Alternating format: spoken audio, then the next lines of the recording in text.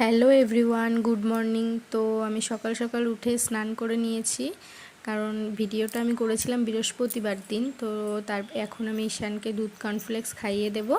ওকে খাওয়ানোর পর হচ্ছে পুজো দেবো। পুজো দেওয়ার পরে রান্নাবান্না করবো। রান্নাবান্না করে ঈশানকে বিকালবেলা একটু ঘুরতে নিয়ে যাই, তো সেখানে একটু নিয়ে যাব। সেই জন্য একটু তাড়াতাড়ি করে রান্নাবান্না কমপ্লিট করে নিচ্ছি। তো তোমরা কে কেমন আছো একটু কমেন্টসে জানিও। আর ঈশান দেখো দুষ্টু এত হয়েছে, মানে কি বলবো। এসে দেখি বই না পড়ে শুয়ে আছে, তো ওকে উঠিয়ে এই যে খাওয়াচ্ছি।